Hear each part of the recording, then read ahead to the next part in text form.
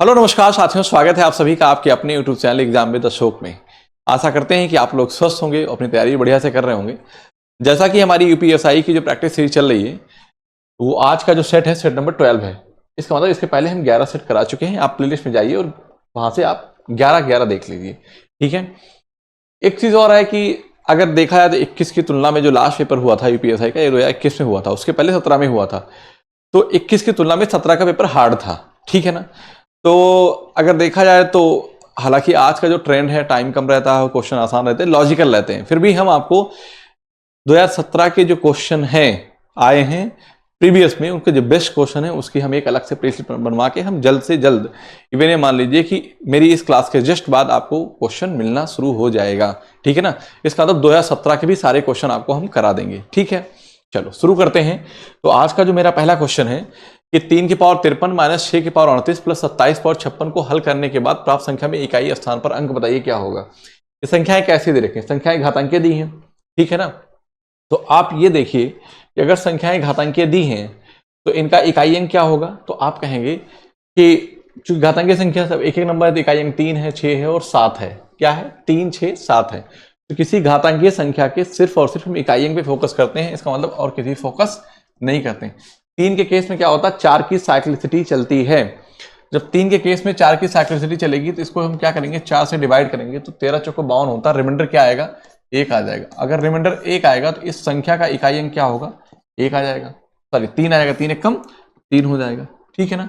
यहाँ पे 6 क्या होता है कि अगर किसी घातांकीय संख्या के इकाई अंक क्रमशः 0, 1, 5, 6 हैं, है ना, 0, 1, 5, 6 है तो उसके इकाई अंक भी क्रमशः 0, 1, 5, 6 ही होंगे।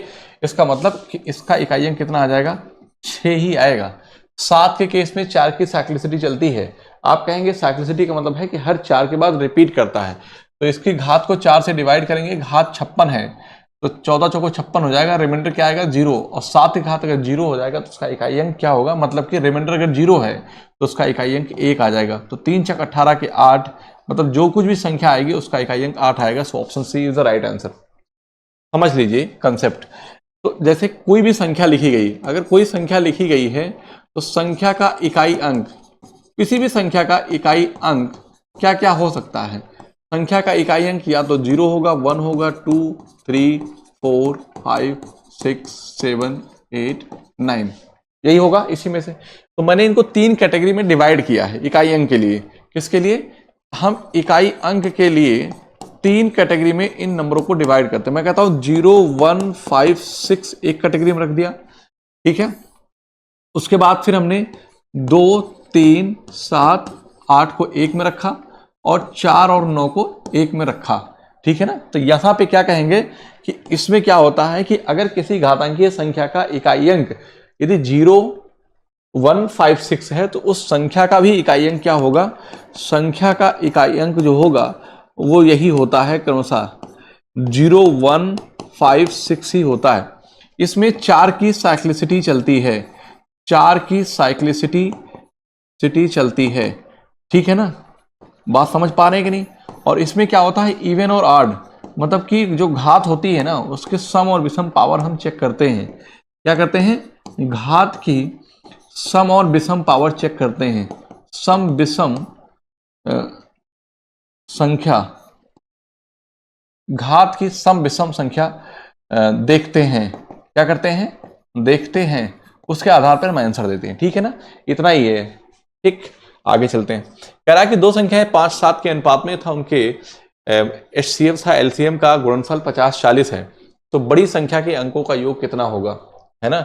बड़ी संख्या के अंकों का योग कितना होगा? तो आपको ये बताया है कि पहले तो ये 2 संख्याएं हैं, तो मैं कहता हूं कि जो संख्या है ना बेटा, अगर इन संख्याओं को मैं 5x कह दूं और इनको मैं 7x कह दूं, ठीक है ना, संख्याओं को 5x और 7x कह दूं मैं, तो मेरी बात ध्यान समझना कि उनका जो आपसे कह रहा है कि उनका HCF और LCM ये का गुणनफल ये दे रखा है। ध्यान समझना मेरी बात को।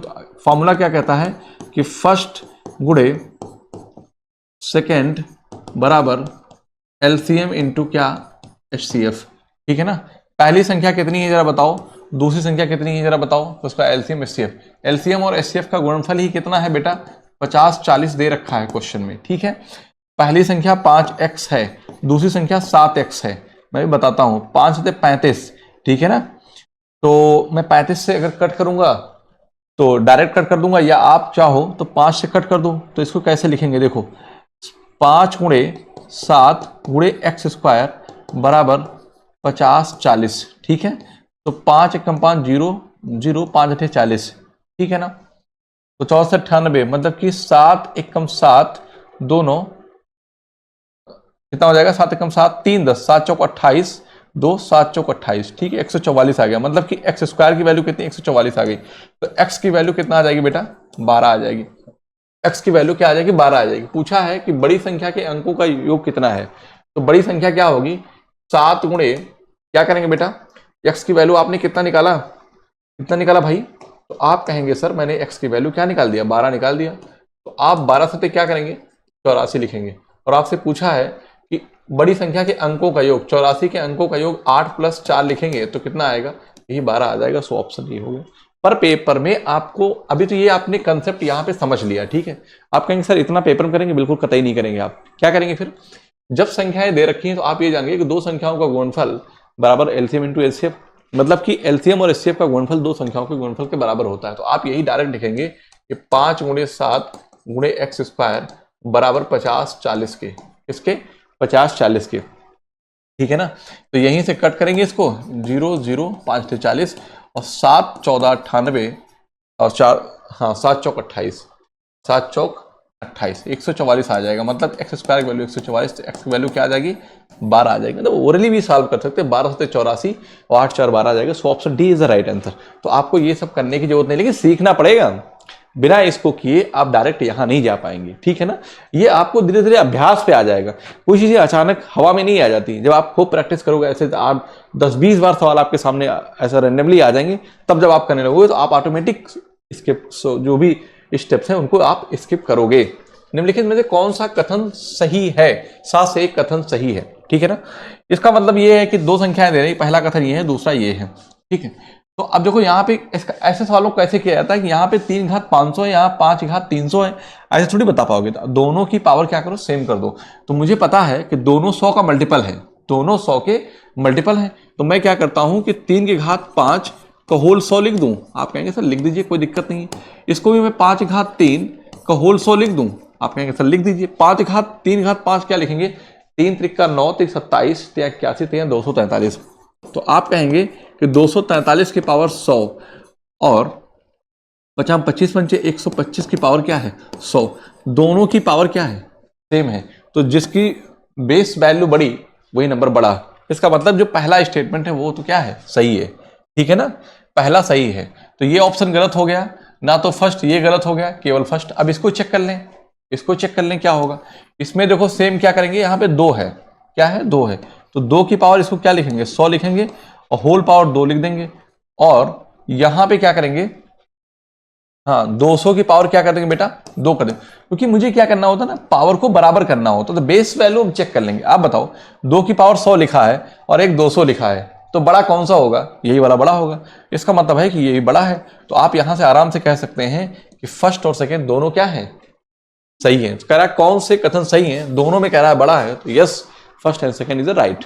Okay, so option D is the right answer. यदि 2 की पावर x माइनस 2 की power x minus 1 is equal to 4, तो 3 की पावर x है, ठीक है। यदि 2 की पावर x माइनस 2 की पावर x माइनस 1, क्वेश्चन देखिए। अब ऐसे क्वेश्चन को जब भी करना है तो मैं बता देता हूं, आप चाहो तो बहुत तेजी से करते हो। आपको ना दोनों यहाँ पे 4 लिखा है, क्या लिखा बेटा, 4 लिखा हुआ है। तो आप इसको जब कैलकुलेट करेंगे तो यहाँ पे 2 की पावर x है, यहाँ पे 2 की पावर x। मैं लिख के दिखाता हूं आपको। ये 2 की पावर x यहाँ से कॉमन हो जाएगा, तो मैं लिख देता हूं पहले 2 की पावर x इंटू 2 की पावर माइनस 1 लिख सकते हैं। लिख सकते हैं ना, कैसे, क्योंकि आप जानते हैं कि जिसके आधार समान हो घाते क्या जुड़े घट जाती हैं, ठीक है। तो अब इसको अगर गुणा करेंगे 2 की पावर x माइनस 1 हो जाएगा और इसको मैं 2 का स्क्वायर लिखूंगा, ठीक है ना। तो आप ये जानते हैं कि 2 की पावर x ले लिया तो यहाँ क्या बचा, 1 बचा, और यहाँ 2 की इनवर्स बचा, मतलब 1/2 हो गया, बराबर 2 का स्क्वायर हो गया, ठीक है। ये 2 की पावर x है, इसको 2 1 कम 2 1/2 हो जाएगा। कितना हो जाएगा, 1/2 हो जाएगा, ठीक है ना।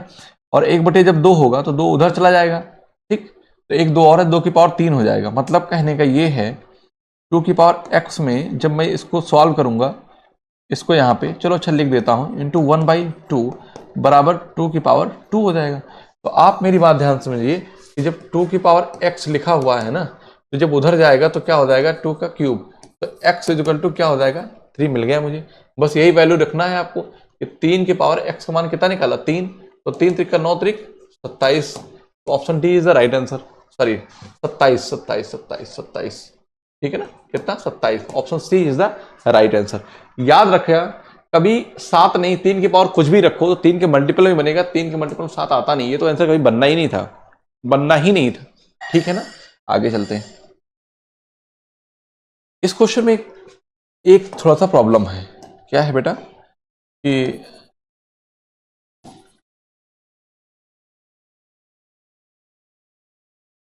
हाँ ठीक है चलो, ऐसे क्वेश्चन पेपर में आते हैं और बहुत अगर अच्छी प्रैक्टिस है तो आप विश्वास मानिए कि आप इस सवाल को ज्यादा से ज्यादा 10 सेकंड के अंदर सवाल कर सकते हैं।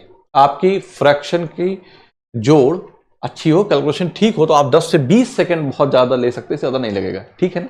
अब ये नहीं 2 सेकंड नहीं लगेगा, कहने का होता है, बहुत सारे टीचर आजकल रील बनाते हैं, ठीक है ना, और रील में कहते हैं 2 सेकंड। आप मुझे बताइए क्या 2 सेकंड में सवाल, भाई ये सवाल को दिमाग में जाना भी तो चाहिए, सवाल आपने पढ़ा, ठीक है ना, वो प्रैक्टिस पे डिपेंड करता है, ठीक है ना। सारी चीज आप कंसेप्ट समझा दो, मेरा मानना यही कि कंसेप्ट अगर बच्चे को आ गया तो सब कुछ आ जाएगा, ठीक है ना, वो खुद सीख लेगा। कैसे? प्रैक्टिस से। अब मैं एक सवाल ये लेकर आऊं, मैं ये कह दूं अभी इसी सवाल को मैं 10 सेकंड में कर सकता हूं, मैं कर दूंगा, बच्चे कंसेप्ट नहीं आएगा तो कहां से कर लेगा। जब उसको भी पूरी उसकी बेसिक उसके बारे में उसकी थ्योरी पता हो जाएगी तो सवाल वो भी कर पाएगा, ठीक है ना। तो बहुत ज्यादा रील के चक्कर मत पड़ो और सवाल लगाओ, ठीक है।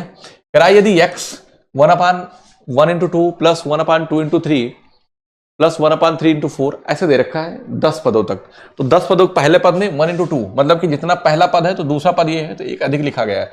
तो मतलब कहने का ये हो जाएगा कि जो दूसरा पद लिखा जाएगा, मैं देखो कर देता हूं, कहां लिखूं, यहां पे लिखता हूं, जो x की वैल्यू क्या होगी, तो x इक्वल टू 1/1 into 2 लिखा गया है, प्लस 1/2 into 3 लिखा गया है, प्लस 1/3 into 4 लिखा गया है। तो पहला दूसरा तीसरा, तीसरे पद में एक अधिक है, 10वां पद जो होगा, जो 10th पद होगा वो क्या हो जाएगा 1/10th टर्म जो होगा, क्या होगा, जो 10th टर्म होगा 1/10 गुणे क्या हो जाएगा 11 हो जाएगा। आपको पता है, अब देखो अभी आज के बाद अब सवाल डायरेक्ट आप भी करेंगे, कैसे, जैसे इसको कैसे लिख 1, इसको क्या लिखूंगा 1 माइनस 1/2, 1 माइनस 1/2 लिखेंगे, और यहां पे क्या है प्लस, ठीक है ना, 1/2 माइनस 1/3 प्लस 1/3 माइनस 1/4।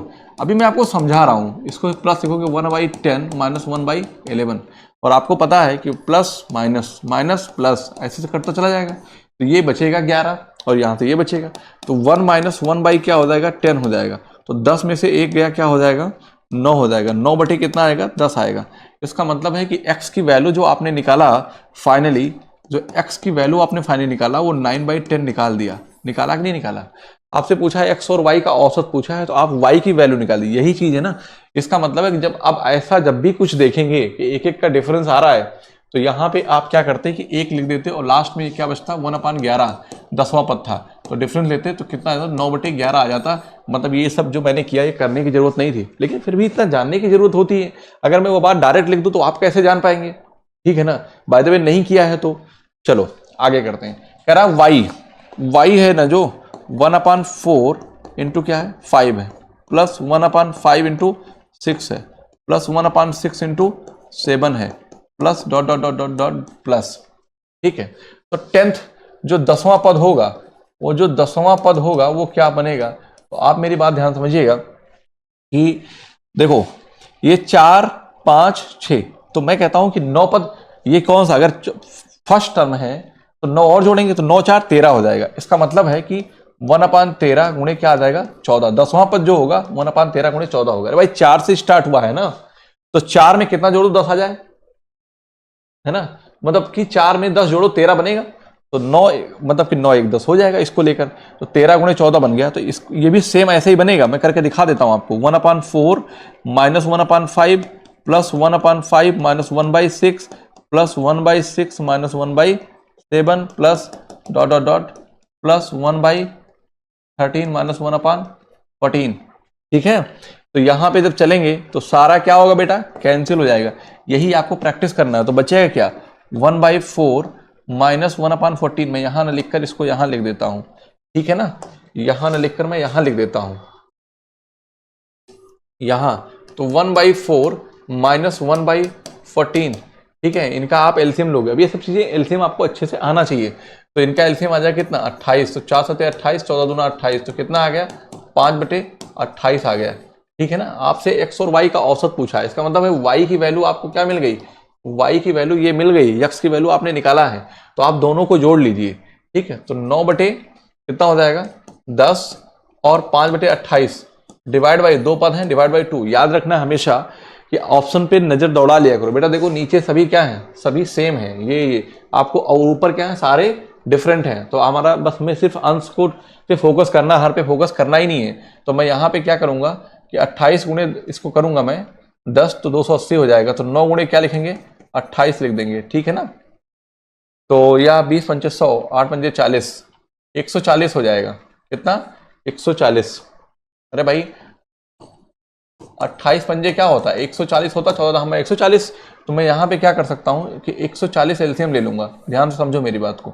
140 जब मैं एलसीएम लूंगा तो कितनी बार जाएगा 14 बार जाएगा, 14 8 112, 14 9 126 प्लस 50 25 हो जाएगा, ध्यान समझना। और ये क्या हो जाएगा नीचे 2 रहेगा, ठीक है ना, नीचे क्या रहेगा 2 रहेगा। हालांकि ये नंबर ना बड़ा आया है, क्या है बड़ा है, 2 गुने के फॉर्म में गया है, तो मैं इसको ऐसे ना करके बेटे देखो यहाँ पे ध्यान दो, ऐसे कर दूंगा, तो इसका एलसीएम ले लूंगा 10 गुणे 28, मेरी बात समझना ध्यान से, 10 गुणे 28 करूंगा तो 9 गुणे क्या हो जाएगा 28 प्लस 10 बचे 50, और नीचे क्या आएगा 2 आएगा, नीचे तो फोकस करना नहीं, ऊपर वाला सवाल कर लो, सवाल खत्म। 28 दामा 280, बड़ा नंबर था ना, आ तो वहां भी जाता लेकिन सिंप्लीफाई होकर आता, ठीक है। 3 3 6 5 11, चलो अच्छा ठीक है। तो 28 दामा कितना होता है 280 होता है, तो आप 28 घटाओगे है ना, तो 30, तो कितना हो जाएगा 52 हो जाएगा, ठीक है। कितना बचेगा 252, और 252 और 50 कितना हो जाएगा बेटा 2 5 5 10 के 0 हासिल 1 2 1 3 है ना, 9 8 72 के 2, यहाँ पे कितना बनेगा सही लिखा ना 5/28, तो 4 7 28, 14 दूना 28, साथ में 5/28 हो गया, दोनों को जोड़ूंगा यहाँ पे 9 और 5, तो इनका एलसीएम लूंगा तो 140 आ जाएगा, खैर कोई बात नहीं, और बटे 2 करूंगा, ठीक है ना। तो एक 28 गुणे 10, और नीचे क्या रहेगा 28 गुणे 10, तो क्या हो जाएगा 9 गुणे 28, ठीक है ना, प्लस 10 बचे 50, तो 9 8 72 के 2, ये तो कितना आ जा रहा है कुछ छूट रहा है, कहीं जरा सा मिस्टेक हो गई भाई, देख लो जरा सा। ओफो, यहाँ पे देखो बेटा 1/11 था ना, तो 11 माइनस 1 करोगे 10 बटे आ जाएगा, ये देखो यहाँ पे गड़बड़ हो गया भाई, अरे ये तो कट गया है ना, तो ये क्या बचा है आपका, एक मिनट देखो पूरा सारा मेहनत खराब हो जाएगी अभी। तो मैं यहाँ पे क्या करूंगा 1/11, और यहाँ पे 11 माइनस 1 करूंगा तो क्या हो जाएगा 10/11 आ जाएगा बेटा, ठीक है ना, कितना आएगा 10/11 आ जाएगा। तो अब आप देखिए कि यहाँ पे भी चेंज हो जाएगी चीजें ना, कितना आ जाएगी 10/11 आ जाएगी बेटा, सॉल्व करेंगे इसको हम, अब आपका आंसर आ जाएगा, ठीक है ना। तो मुझे पता है 11 और 28, तो मैं क्या लिखूंगा 11 और 28 गुणा कर दूंगा, ठीक है ना, और ये क्या आ जाएगा 28 दामा 280, ये 280 रहेगा, और 11 बचे 55, ठीक, बटे का 2 यहाँ आ जाएगा। तो आपको देखे सब जगह क्या है, सभी जगह ये समान है, ठीक है, सभी जगह समान है, नीचे फोकस करना नहीं, ऊपर करो। तो 55 जोड़ेंगे कितना हो जाएगा 35 आ जाएगा, तो 335 बटे नीचे वाला आ जाएगा, मतलब एक ही ऑप्शन में 335 है, so option D is the right answer. गुणा करोगे तो 8 दुना 16 के 6 ही आएगा, 616 बन जाएगा, सो option D is the right answer.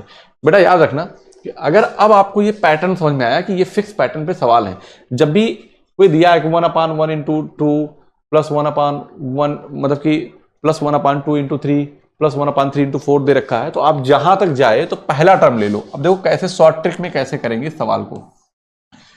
इसका पहला टर्म क्या था 1 था, और लास्ट टर्म क्या है माइनस में जाएगा ना, माइनस माइनस जाता तो 1/11 था, तो आप क्या लिखोगे कि 10/11, एक्स की वैल्यू ये आ जाएगी।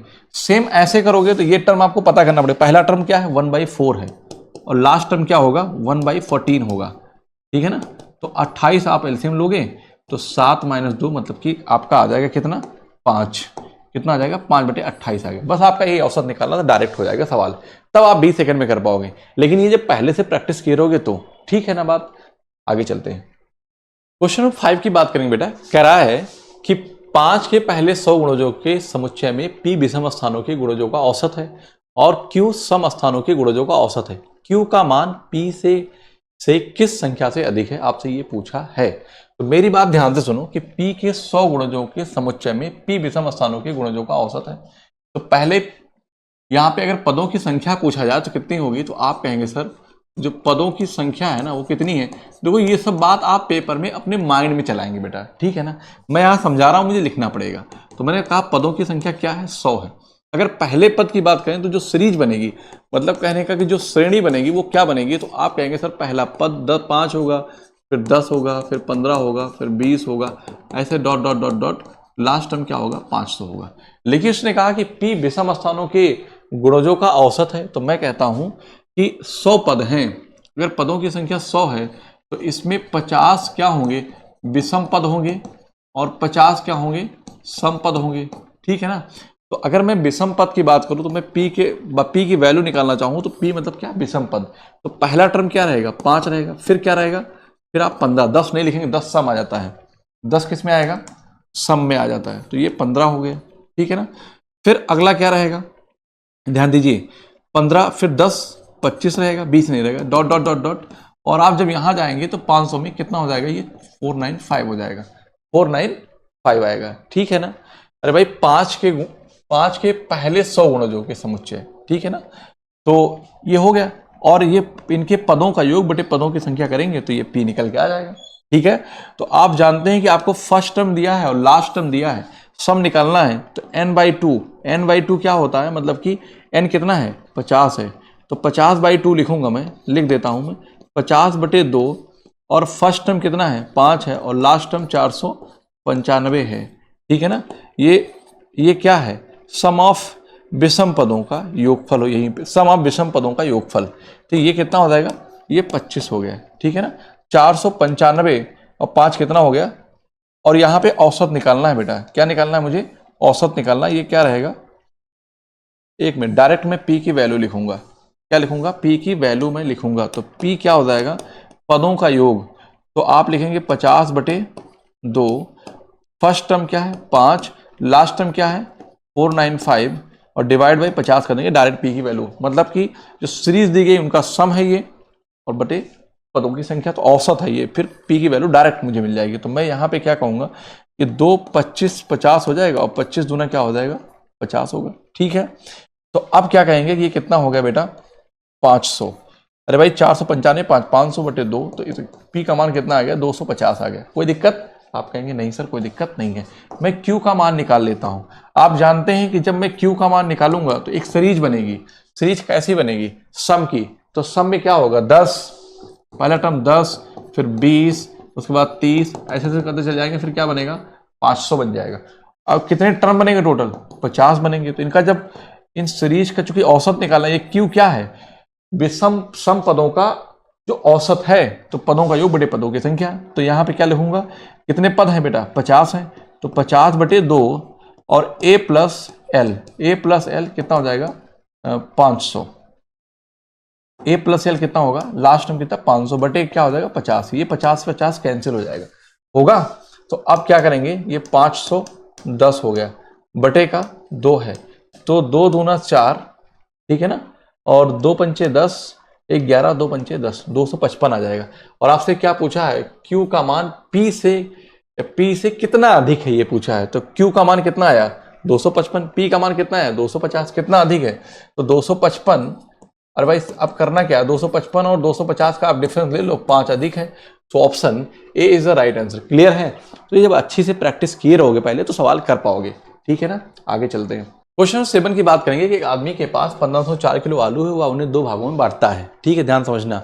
पहले भाग से वह आजिया को एलिगाट आलू पाई बनाता है, क्या आजिया को एलिगाट आलू पाई बनाता है, 2 3 4 के अनुपात में आलू का उपयोग करता है। दूसरे भाग में वह पनीर फ्राई चिप्स कोडल बनाता है, और 5 7 4 के अनुपात में आलू का उपयोग करता है। यदि वह आजिया को और पनीर फ्राई बनाने के लिए समान मात्रा में आलू का उपयोग करता है तो कॉर्डल बनाने के लिए आलू की मात्रा ज्ञात कीजिए, क्या होगा। ध्यान समझिए, इसका मतलब ये है कि उसने जो आलू लिया है, मैं कहता हूं कि इस 1504 को दो भागों में बांटा। मैंने कहा एक तो ए में बांटा और एक बी में बांट दिया, ध्यान समझना। और फिर कह रहा है कि क्या क्या बनाता है, आजियाको और पनीर फ्राई। तो 4 3 7 2 9, 9 में से आजियाको बनाएगा, तो 9 में से कितना बनाएगा, तो आप कहेंगे आजियाको के लिए 2 है, ठीक है ना। समान मात्रा में ले रहा है, यहाँ पे बी ऐसे लिखता हूँ, बी गुणे, तो 5 4 9 7 16, 16 में से बेटा कितना ले रहा है, इसके लिए पनीर फ्राई के लिए 5 ले रहा है। तो मैं यहाँ पे रेशियो निकालूंगा। अब मैं यहाँ पे कह पाऊंगा आराम से कि किस रेशियो में 15.4 किलो जो आलू थी वो बटी है। तो आप कहेंगे 9 पीछे 45 और 16 दुनाई 32, ठीक है ना। इस अनुपात में बांटी गई है आलू। अगर इसका मतलब ये हो गया कि 40 30 70 77, 77 की जो वैल्यू है वह कितना है, आप कहेंगे सर 15.4 है। 77 यूनिट की वैल्यू 15.4 है, ठीक है ना। आपसे क्या पूछा है, कह रहा है कि तो कॉडल बनाने के लिए आलू की उपयोग की मात्रा कितनी है। तो कॉडल बनाने के लिए इसका मतलब कॉडल किस में आएगा, बी में आएगा। तो 32 का कितना हो जाएगा, 5 4 9 7 16, 16 में 5 कितना होगा, तो बस इसको सॉल्व करेंगे, सीधे आंसर हमारा डायरेक्ट एक लाइन में आ जाएगा, ठीक है ना। 77 यूनिट की वैल्यू 1504 है, तो 32 की में इसका मतलब क्या हो जाएगा कि ये जो बी का हिस्सा आ जाएगा, मतलब कि इतने यूनिट की वैल्यू इतनी हो गई। तो 32 यूनिट की वैल्यू कितना होगी, मल्टीप्लाई कर दिया, फिर उसमें 5/16 हमें निकालना है। इस 16 टोटल है, उसमें से 5 क्या है, कॉडल है। कॉडल कितना है, चिप्स कॉडल, सॉरी 4 है बेटा। कॉडल कितना है, 4 है, ध्यान देना 4 है, ठीक है। तो यहाँ पे 4 कर दिया, देखो 16 दुनाई 32, पॉइंट रहा 70 कर दिया, 11 से 70, 11 कम 11, 11 चौक 44, ठीक है ना। 14 यहाँ 0, 14 पंचे 70, 4 दुनाई 8/5 आ गया। 8/5 का मतलब ये हो गया कि 1.6 kg, 1.6 kg। इसका मतलब ये है कि कॉडल बनाने के लिए उसने 1.6 kg का इस्तेमाल किया। समझ में नहीं आया तो फिर समझा देता हूँ। उसके पास 15.4 किलो आलू था, जैसे आपके पास है। आपने उसको आलू को दो भागों में बांटा, किस रेशियो में बांटा है ये नहीं पता है, ये नहीं पता है कि किस रेशियो में बांटा है, लेकिन एक दो पार्ट में बांटा। तो एक पार्ट से आपने आजियाको एलिगेट आलू पाई बनाया, किस अनुपात में, 3 2 3 4। इसका मतलब है कि जो आपने बांटा है ना, सपोज दैट हमने एक ए भाग में बांटा है, तो उसमें ए का 2 3 4 ये ऐसा कर दिया। दूसरा भाग हमारा क्या है, बी है, उसमें हमने 3 चीज बनाया, पनीर फ्राई, चिप्स, कोडल बनाता है और 5 7 4 के अनुपात में, ठीक है ना।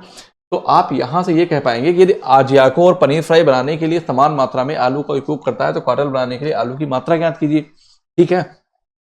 यहां से हमने निकाल लिया, हमने कहा कि 45 यूनिट की वैल्यू अगर हमने लिया तो उसमें 2 3 4 बनाया के अनुपात में ये चिप्स बनाया, और हमने जब दूसरे बी लिया 32 यूनिट की वैल्यू में हमने ये बना दिया। तो मतलब हमने कहा कि हमारे पास ठीक है, 77 यूनिट की वैल्यू 1504 है, तो 32 यूनिट की वैल्यू कितना होगी, निकल के आ गई। उस 32 का 4/16 कितना होगा, मैंने डायरेक्ट निकाल दिया, सवाल हमारा खत्म हो गया, ठीक है। आगे चलते हैं। करा एक व्यक्ति सड़क निर्माण का ठेका लेता हो, पहले दिन 20% सड़क का निर्माण करता है, शेष सड़क का 30% दूसरे दिन निर्माण करता है, शेष सड़क का 50% तीसरे दिन, और शेष 7 किलोमीटर सड़क चौथे दिन बनाता है। सड़क की लंबाई कितनी है। बहुत आसान सवाल है, बहुत आसान सवाल है।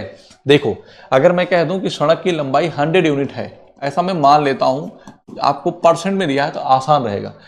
अब उसने पहले दिन, तो मैं कहता हूं कि 3 स्टेप में किया उसने, है ना। देखो, फर्स्ट डे, ठीक, आप चाहें तो ये बात मन में भी कर सकते हैं, और ये थर्ड डे है। पहले दिन वह 20% सड़क बनाया कि निर्माण करता, तो शेष कितना बचा। तो अगर उसने 20% बचा बनाया तो 20 यूनिट बनाया, इसका मतलब कितना बनाया, 20 यूनिट बना दिया, तो बचा कितना, 80 यूनिट बच गया, ठीक है ना। 80 यूनिट बचा, तो फर्स्ट डे ये हो गया, मतलब कि ये बनाया। सेकेंड डे मेरा यहां होना चाहिए। अब आपको कह रहा है कि शेष सड़क का 30% दूसरे दिन बनाया, 3 है 24, इसका मतलब दूसरे दिन उसने कितना बनाया, 24 बनाया, है ना। तो 80 में से 24 यूनिट बना दिया, तो बचा कितना, 56 यूनिट बच गया, 56 यूनिट शेष बचा। ये मैं लिख देता हूं शेष, ये क्या है, ये शेष। और तीसरे दिन जो है ना वो 50% बनाया, इसका मतलब है कि 28 यूनिट बनाया, 28 यूनिट बनाया, तो शेष कितना बचा, 28, शेष कितना बच गया, 28 बच गया।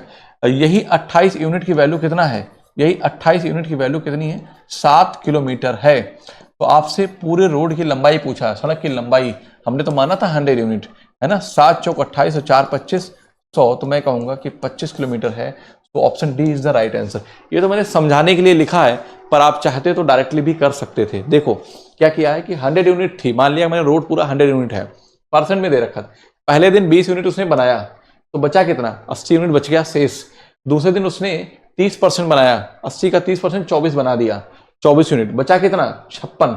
56 का 50% बनाया तो कितना बना दिया, 28 यूनिट बना दिया, बचा कितना, 28। वही 28 यूनिट की वैल्यू 7 किलोमीटर के बराबर है। तो पूछा है सड़क की लंबाई कितनी है, 100 यूनिट की वैल्यू हमसे पूछा है, मैंने कैलकुलेट कर दिया, 25 किलोमीटर आ गया। सो ऑप्शन कौन सा है मेरा, option D is the right answer. Okay, 1 foot का विक्रेता 30,000 पर एक कंप्यूटर खरीदता है।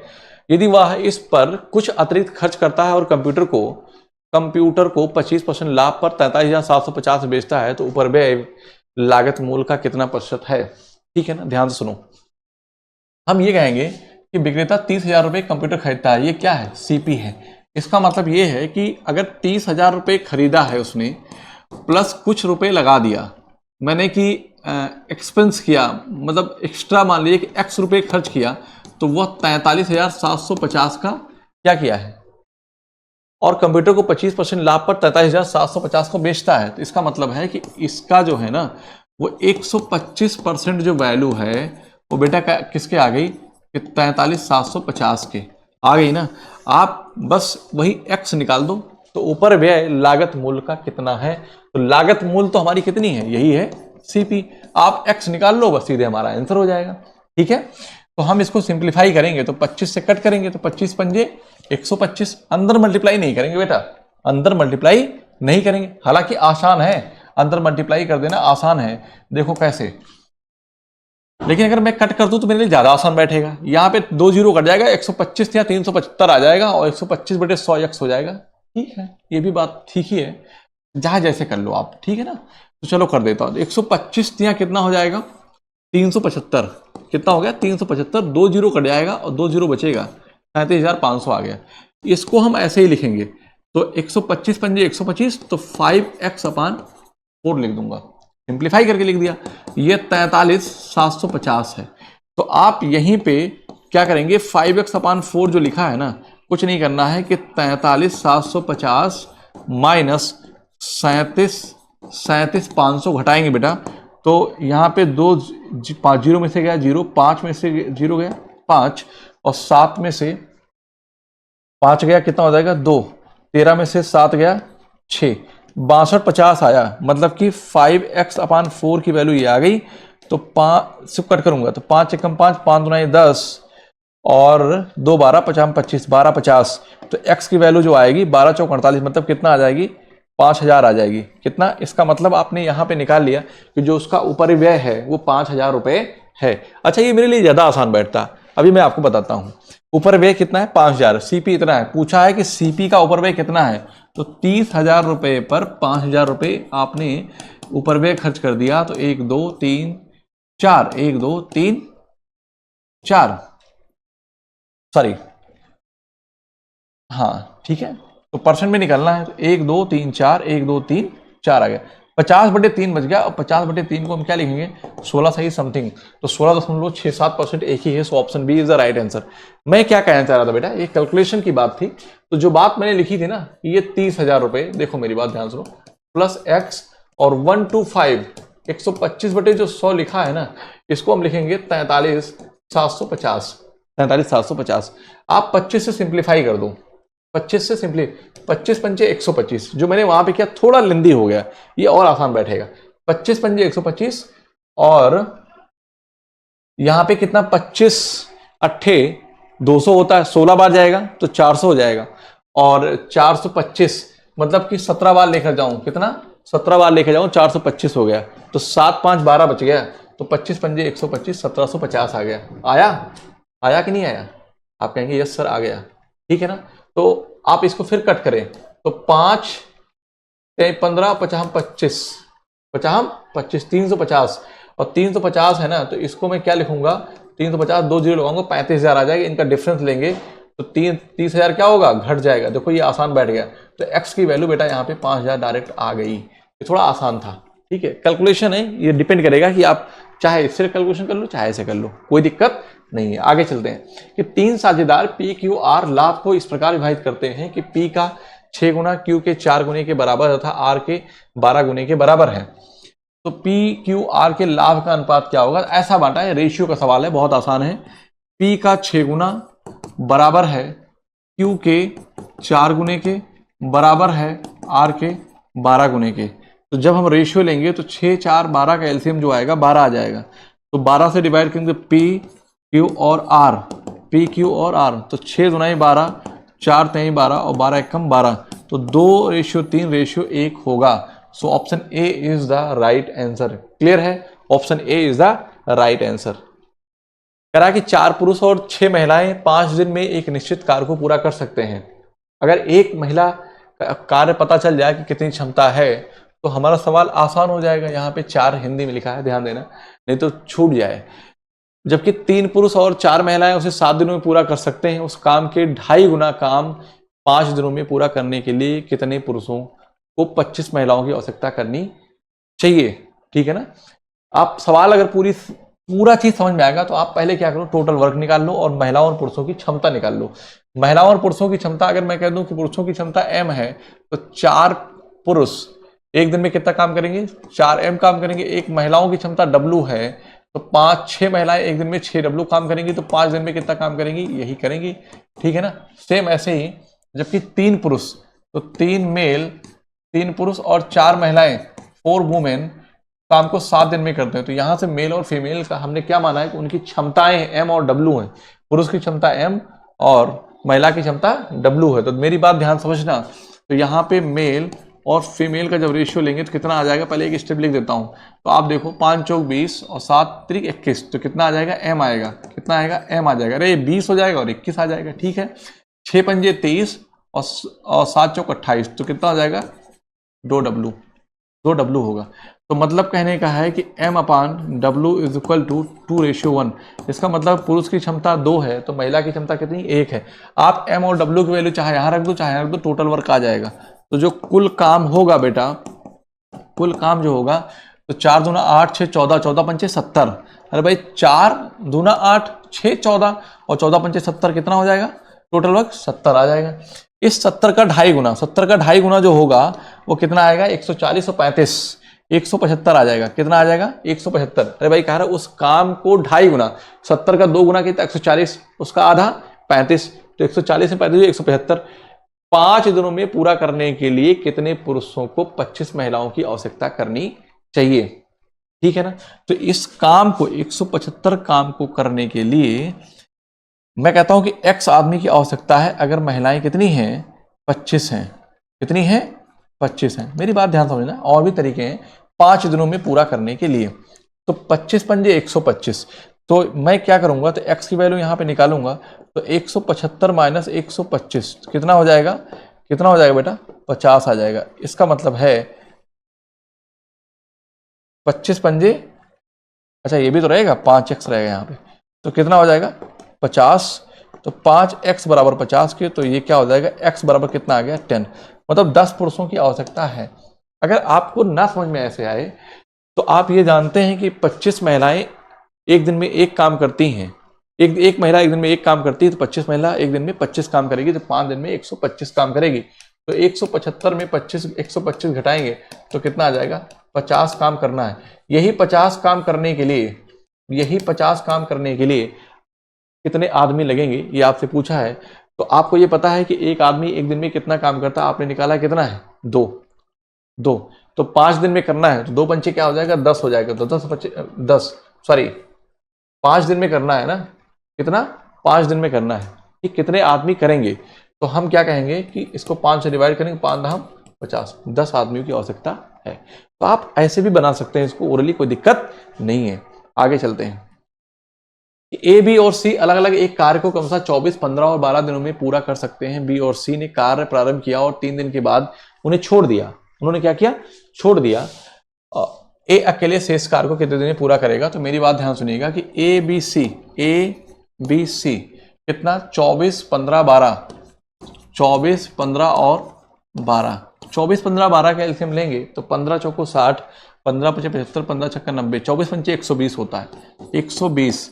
तो 24 पंचे 120, 15 अट्ठे 120, 12 धामा 120। इनकी क्षमताओं का अनुपात ये आ गया। कह रहा है कि बी और सी कार प्रारंभ किया और 3 दिन बाद, मतलब काम शुरू हुआ और कितने दिन काम किया, 3 दिन तक, 3 डेज तक बी और सी ने कार प्रारंभ किया, मतलब कि बी सी 10 18, तो 18 गुणे 3 दिन काम किया। तो उन्होंने काम कितना किया, 54 काम कर दिया। कितना, 54। 10 में से 4 गया 6, 11 में से 5 गया 6, 66 कार शेष बचा है। और कह रहा है कि उसके बाद उन्होंने छोड़ दिया। इसका मतलब कौन, बी और दोनों चले गए, बी सी जो काम किए थे ना चले गए, तो सिर्फ बचा कौन, ए। इस 66 काम को सिर्फ ए करेगा। ए अकेले शेष कार को कितने दिन में करेगा, तो ए की क्षमता कितनी है, 5 है ना। तो 13 पचे 65, तो 13 पचे 65, 1 66, 13 सही 1/5 दिन में ए शेष काम को खत्म करेगा। बताओ भाई, so option B is the right answer. ए शेष काम को 13 सही 1/5 दिन में करेगा। एक निश्चित धनराशि साधारण ब्याज के तहत x% प्रतिवर्ष के दर से 3 वर्षों में 81,840 और 5 वर्षों में 92,400 हो जाती है। यदि ब्याज की दर x+2% होती है तो समान राशि कितने वर्षों में स्वयं की दोगुनी हो जाएगी। ठीक है, समान राशि स्वयं की दोगुनी हो जाएगी। तो मेरी बात ध्यान समझना, क्या होता है कि x% प्रतिवर्ष की दर से 3 वर्ष, मान लीजिए कोई प्रिंसिपल था, वो भी साधारण ब्याज है ना, कैसा है, साधारण ब्याज है, तो वो 3 वर्ष में जो पैसा है वो 3 वर्ष में 81,840 हो गया। लेकिन 5 वर्ष में, इसका मतलब अगले 2 वर्ष में कितना हो गया, तो आप कह रहा है कि 92,400 हो गया, 92,400 हो गया। इसका मतलब है कि 2 वर्ष में उतने कितना ब्याज मिला, कितना ब्याज मिला, तो आप कहेंगे इसका डिफरेंस ले लो। तो भाई 2 वर्ष में कितना ब्याज मिल गया, तो 1 में कितना मिलेगा ये बता दो। आपसे क्या पूछा है, तो समान राशि कितने वर्षों में स्वयं की दोगुनी हो जाएगी। और दोगुनी होने के लिए आपको पता है, कहता है ब्याज की दर x+2% होती, ठीक है ना, तो समान राशि मतलब पहले रेट निकाल लो, ठीक है ना, और उसमें 2 जोड़ दो, तो आपको पता है कि कितने टाइम में जितना परसेंट है उसका दोगुना, ठीक है ना, 200% बनाने के लिए कितना हो जाएगा। तो यही चीज हमें यहाँ पे निकालनी। तो यहाँ पे ये 2 वर्ष में कितना ब्याज मिला है, आप इसको घटा दो, तो 4 में से ये 0 तो जाएगा ही, 0 हो गया, और 10 में से 4 गया कितना हो जाएगा, 6 हो जाएगा, बचा 3, 13 में से 8 गया तो कितना हो जाएगा, 5 हो जाएगा। यहाँ बचा 1, 1 में से गया 0, है ना, और यहाँ 9 में से 8 गया 1, 10,500। तो 2 वर्ष में 10,500 है, तो 2 पंचे 10, 2 दूना 4, 2 अट्ठे 16, 52, 80 ब्याज मिल रहा है। तो मैं ये कहूँगा कि 1 वर्ष में इतना है, ठीक है, 1 वर्ष में इतना है। तो 2 वर्ष में आप कुछ मत करो, यहाँ पे 3 वर्ष है, 3 वर्ष का निकाल दो, तो यहाँ से घटा दो, आ जाएगा। तो 3 वर्ष में कितना ब्याज प्राप्त हुआ है, 3 वर्ष में, तो आप ये कहेंगे बेटा कि इसको 52, 80 को 3 से गुणा करेंगे, है ना, तो 5 × 15, 28 × 84, 15,840, है ना भाई। कैसे, 0 और 3 × 24 के 4 हासिल, 2, 3 × 6 2, 8, 3 × 5 15, 15,840 हो गया। इसका मतलब ये है कि जो प्रिंसिपल है वो अमाउंट माइनस क्या, सिंपल इंटरेस्ट अमाउंट कितना है बताओ भाई, 81,840 है। आप 15,840 घटा दो, 15,840 घटा दो तो कितना आ जाएगा, ये 840 घट ही जाएगा पूरा, और 11 में से 5 गया तो 6, और 7 में से 66,000, कितना आ जाएगा, 66,000 आ जाएगा। अब आप यहां से रेट निकाल लो कि जो 66,000 रुपए पर 1 वर्ष में कितना ब्याज प्राप्त हुआ था। आप कहेंगे सर 5280 प्राप्त हुआ था, ठीक है ना, तो रेट यहां से निकल के आ जाएगा। यही आपकी x की वैल्यू मिल जाएगी यहाँ पे, ठीक है ना। तो 1 2 3, 1 2 3 कट गया, तो 11 6 66, और क्या हो जाएगा, हाँ, तो 11 चौक 44, 11 अठे 88, 6 अठे 48। आपको पता है कि 8% जैसे क्या था ना, अब पता चल गया कि 8 कोई प्रिंसिपल है, उस पर 8% की दर से वह 3 साल में इतना हो जा रहा है, ठीक है। प्रिंसिपल क्या था, 66,000 था, कितना था, 66,000 था, और 5 वर्ष में वो 92,500 हो जाता है। कह रहा है कि यदि ब्याज की दर x+2 कर दिया जाए, इसका मतलब ब्याज की जो रेट है ना, अगर 10% कर दिया जाए तो कितने वर्ष में 2 गुना हो जाएगी।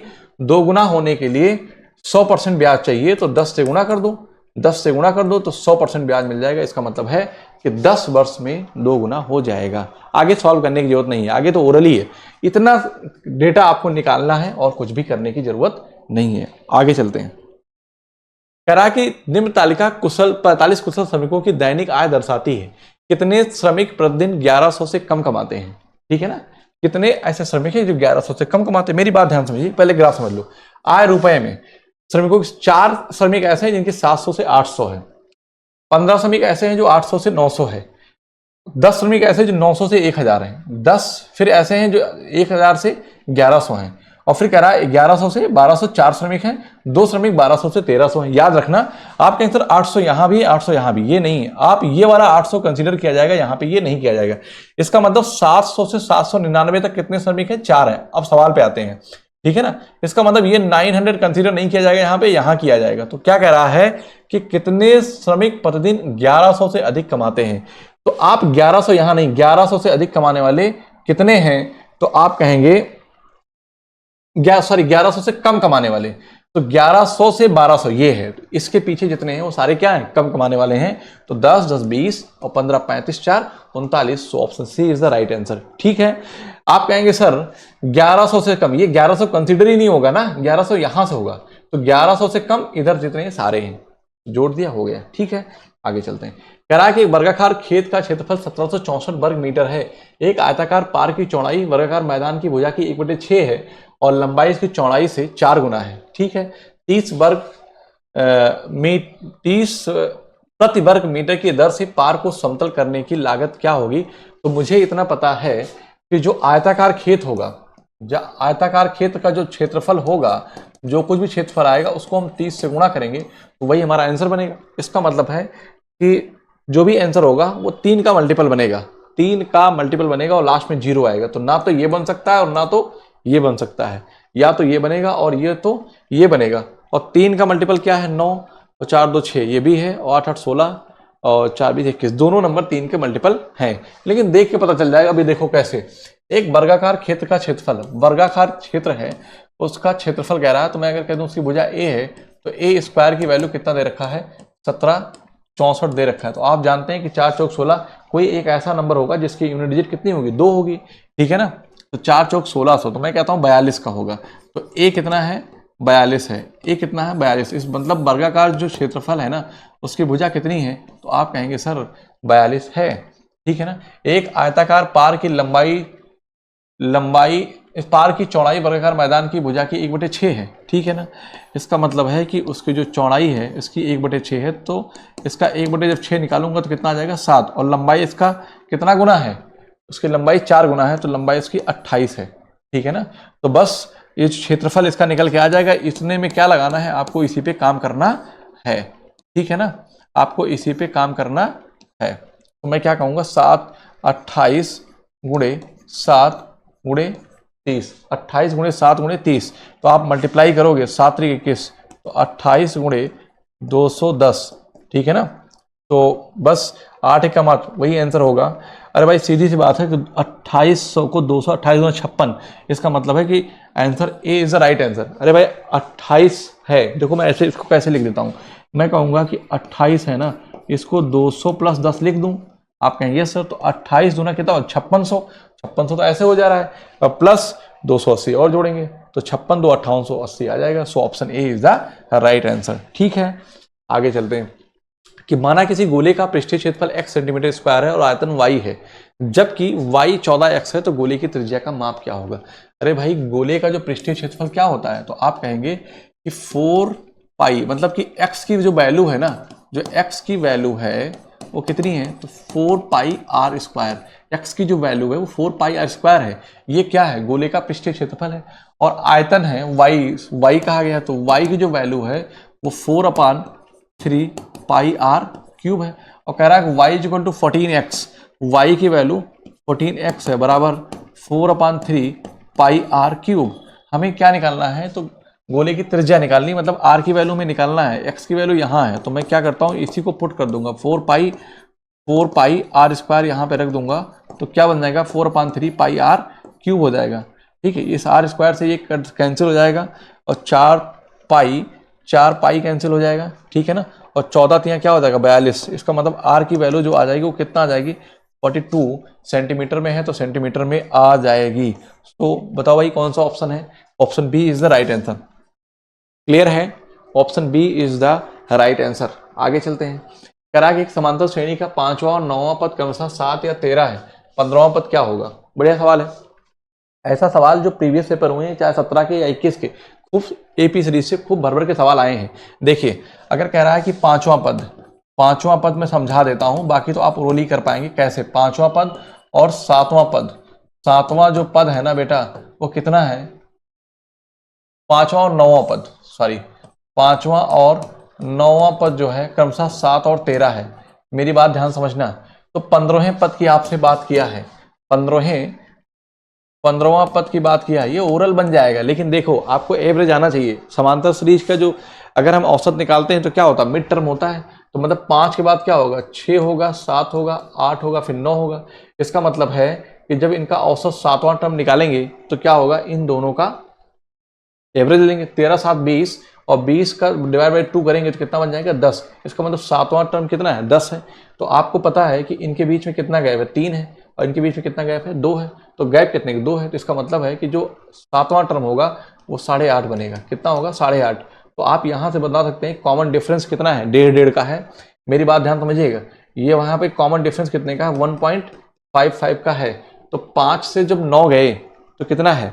तो 5 से जब 9 गए बेटा और 7 से कितना हो गया? 13 हो गया। तो 1.5 का डिफरेंस हो रहा है। तो 7 6 13 है ना? 7 6 13, 5 4 9, तो 4 गुणे 1.5। मेरी बात ध्यान समझना, मैं समझा रहा हूं, इसको समझ जाओगे तो ओरली कर पाओगे। अब मैं इस बात को यहां समझाना चाहता हूं कि जब 5 से 9 पहुंचे तो कितने टर्म हुए? 4। और डिफरेंस 0.6 का, और नंबर में कितना गैप आया? 7 6 13। तो मैं कहता हूं कि 4 को अगर 1.65 से गुणा कर दूं तो 15 चौको 60, 6 ही तो आएगा। 6 ही तो आएगा। इसका मतलब है कि 9 से जब 15 पहुंचेंगे तो कितना आएगा? 6। इसको 1.5 से गुणा कर दो, 15 छक्का 90, 9 में हो जाएगा। तो इसका मतलब 13 9 कितना हो जाएगा? 22। ये वाला जो पद बनेगा वो कितना आ जाएगा? 22 आ जाएगा। तो option A is the right answer. नहीं आया समझ में? आया नहीं? ठीक है, नहीं आया। मैं बताता हूं फिर से थोड़ा सा। देखो 5वां टर्म कितना है? 5वां टर्म जो है वो 7 है। 5th टर्म, और फिर यही बात करूंगा 9th टर्म, और मैं 15th टर्म की बात करूंगा। डायरेक्ट ओरल करने का तरीका मैं सिखा रहा हूं, देख लो। वो पूछा गया है पेपर में सवाल, अच्छे से समझ के जाना इसको, ठीक है ना? तो मैं यहां पे कहता हूं कि ये क्या है? ये 5वां टर्म है। और ये क्या है? ये 9वां टर्म है। फिर 15वां टर्म है। तो 5वां टर्म जो है वो 7 है और ये कितना है? 13 है। तो मुझे इतना पता है कि 5 के बाद क्या आएगा? 6 आएगा, 6 के बाद 7 आएगा, 7 के बाद 8 आएगा। तो इनके बीच गैप कितना है? अगर संख्याएं 3 है तो गैप एक ज्यादा बनता है। कितना? गैप एक ज्यादा बनता है। तो यहां पे 9, अब देखो 5 4 9 संख्याएं, सॉरी 5 4 9, तो 1 2 3 4, तो 4 गैप है। यहां पे 9 6 15, तो 6 का गैप बनेगा। और आप देखिए कि हर गैप में अगर ये चूंकि एपी सीरीज बनेगी तो जो इनका औसत होगा वो 7th टर्म कैसा निकल के आएगा? तो आप कहेंगे सर इन दोनों का सम डिवाइड बाई 2, 13 7 20 का डिवाइड बाई 2 10 हो जाएगा। तो मैं अगर ये 7 है ये 10 है तो मैं कहता हूं कि 1.5, मतलब 2 में 2 खाने का डिफरेंस है। तो डिफरेंस कितने का है? 3 का। तो 3 को मैं 2 से डिवाइड करूंगा तो 1.5 आ जाएगी। ये सब मन में समझने की जरूरत है। इसका मतलब ये हो गया कि ये 8.5 है और ये वाला कितना है? ये 11.5 है। और फिर कितना आ जाएगा? 1.5 13 आ जाएगा। इसका मतलब है कि 1.5 से मल्टीप्लाई ना कर दे हम डायरेक्ट। 4 टर्म था, 1.5 का कॉमन डिफरेंस था, मल्टीप्लाई करते 6 आ गया। तो 7 6 13 मिल गया। वैसे ही मैं यहां पे भी करूंगा। देखो यहां पे मैं क्या करूंगा कि 6 का गैप है, इनको 1.5 से मल्टीप्लाई कर दूंगा तो कितना हो जाएगा? 9 हो जाएगा। 13 था उसमें 9 जोड़ दो, 13 9 कितना आ गया? 22। आपका सवाल ओरली निपट जाएगा। सो option A is the right answer. Clear है? समझ में आया हो तो जरूर बताइए कमेंट में। 295 से 500 के बीच वह कितनी संख्या है जो 3 तथा 5 से पूर्णतः विभाज्य हैं? ठीक है ना? 295 से 500 के बीच कितनी संख्या है जो 3 तथा 5 से पूर्णतः विभाज्य हैं? तो आप मेरी बात ये बताइए कि 3 और 5 का एलसीएम क्या है? 15। दोनों से पूछा है ना? तो आप मुझे बताओ कि 15 दुना 30 होता है, मतलब कि 295 और 500 के बीच, तो 295 और 500 के बीच जो सबसे पहली संख्या है वह 300 है, जो 3 और 5 दोनों से विभाज्य है। यहां पे बात करूंगा तो 15 3 45 है ना, और 5 500 है ना, तो 15 तिया 45, 15 तिया 45, अरे भाई 495 कर दूं तो 15 तिया 45, 4 15 तिया 45, इसका मतलब जो लास्ट टर्म है वो कितना है, 495 है। कह रहा है कि कितनी संख्याएं हैं, ठीक है ना। तो आप nवां पद कितना है, 490। nवां पद का फॉर्मूला क्या निकला, समांतर श्रेणी का, मैं लिख देता हूं यहाँ पे कि समांतर श्रेणी का जो nवां पद होता है वो क्या होता है, nवां जो पद है उसे आप क्या कहते हैं, तो आप कहेंगे कि Tn is equal to A plus N minus one into D के, ठीक है ना। डिफरेंस कितने का, 15 का जाएगा, तो nवां पद 495 है बेटा, और a कितना है, पहला पद 300 है, plus n minus one into 15, यही n निकालना है। तो 15 से कट करेंगे तो 15 तिया 45, 15 तिया 45 और 15 दुनाई 30, 20 हो जाएगा, और प्लस n माइनस वन, ठीक है। 15 से पूरी इक्वेशन मैंने डिवाइड कर दिया, तो ये कितना हो गया, 13 हो गया, ये इधर आएगा 1 हो जाएगा, तो n की वैल्यू कितना आ जाएगी, n इज इक्वल टू 14 हो गई, n इज इक्वल टू कितना हो गई, 14 हो गई। सो option D is the right answer. I hope कि आपको अच्छा लगा होगा और मज़ा बहुत आया होगा। सवाल हमने ऐसे रखे हैं कि जो आपके पेपर में आने के पूरे चांसेस हैं। अगर अच्छा लगा हो तो प्लीज़ हमारे चैनल को सब्सक्राइब करिएगा, वीडियो को लाइक करिएगा और कमेंट जरूर करके जाइएगा जैसा भी लगा हो। तो मिलते हैं आपसे अगली क्लास में, तब तक के लिए आप सभी को जय हिंद। एक बात और याद रखना कि अब हमारी 2017 की जो प्रीवियस पेपर हुए हैं, जो जिसमें अच्छे क्वेश्चन कहा जाता है कि 21 की तुलना में, वो भी सीरीज आने वाली है, ठीक है। तो आज के लिए इतना ही, मिलते हैं आपसे अगली क्लास, तब तक के लिए आपको थैंक यू सो मच।